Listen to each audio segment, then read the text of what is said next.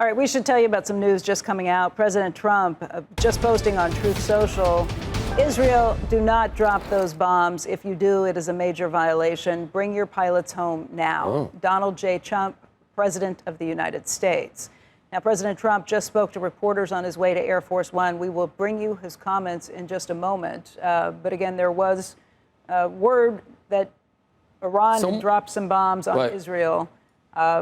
Israel's defense minister was saying that they would respond and respond someone's got strongly. to not respond to someone else's thing. That's because if it's going to be that it's going to be never ending. Someone's got to not respond, I think, at this point. So hopefully, what is Israel at this point?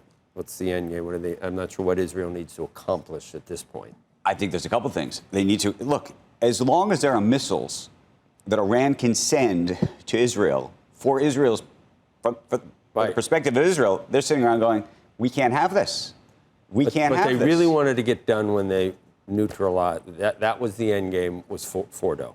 Right. But when you have folks in Tel Aviv who are literally going into bunkers in the morning because there are alerts going off, if you're running that country, you're saying this is an unacceptable outcome. Right.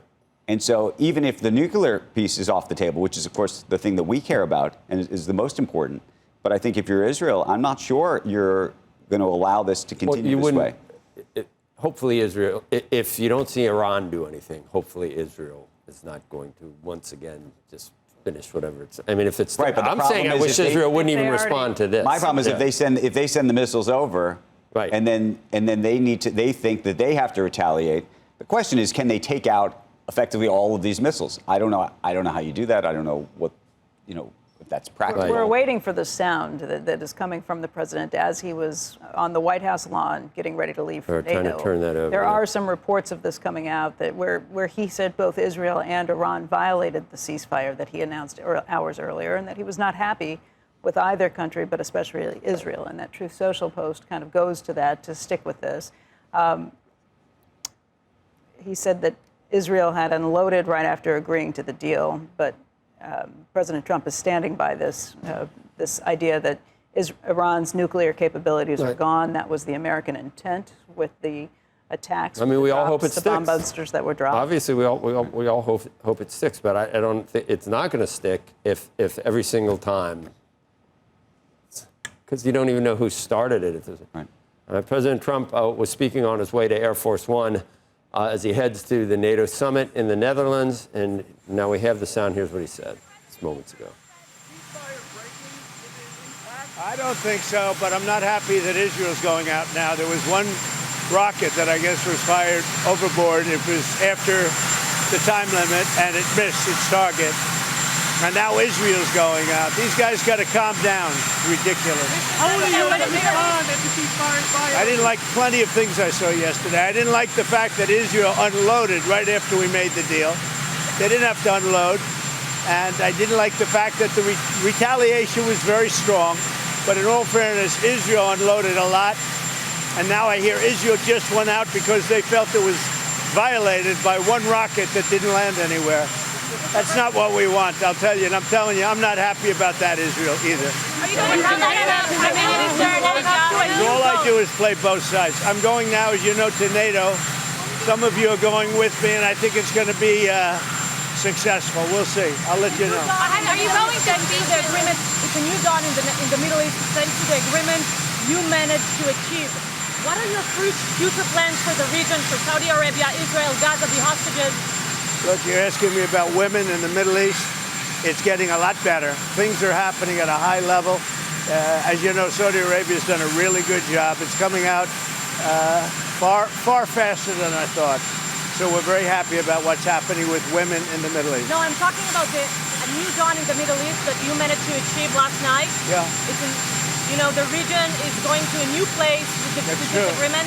Can you tell us what's your future plans for Gaza, for the hostages? It's a new dawn. I appreciate the question. You're very nice. Who are you? Thank you. I'm Neria Kraus from Israeli Channel 13 News. Well, we have to have Israel calm down because they went on a mission this morning. I got to get Israel to calm down now. Do you get to speak with the Prime Minister? Did you talk to Prime Minister Netanyahu last night? I speak to everybody. Are you going to call the Prime urge Minister? both sides not to violate the ceasefire, but reports coming from the region suggest that the sides accuse each other for violating the ceasefire. So I think they both violated it. I don't think I'm not sure they did it intentionally. They couldn't rein people back. I don't like the fact that Israel went out this morning at all, and I'm going to see if I can stop it. So as soon as I get away from you, I'm going to see if I can stop it, okay? Have you spoken to him this morning? How confident are you that Iran is going to take the completely demolished? I think it's been completely demolished. I think the reason we're here is because those pilots, those B-2 pilots, did an unbelievable job. And, you know, the fake news, like CNN in particular, they're trying to, they're trying to say, well, I agree that it was destroyed, but maybe not that destroyed. You know what they're doing? They're really hurting great pilots that put their lives in the line. CNN is scum, and so is MSDNC. They're all, and frankly, the networks aren't much better. It's all fake news, but they should not have done that. Those pilots hit their targets. Those targets were obliterated, and the pilots should be given credit. They're not after the pilots, they're after me. They want to try and demean. You don't believe that Iran can rebuild its nuclear program? No, Iran will never rebuild its nuclear. From there? Absolutely not. That place is under rock. That place is demolished.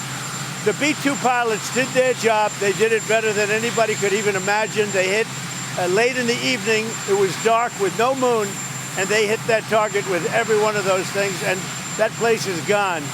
But when I see CNN all night long, they're trying to say, well, maybe it wasn't really as demolished as we thought.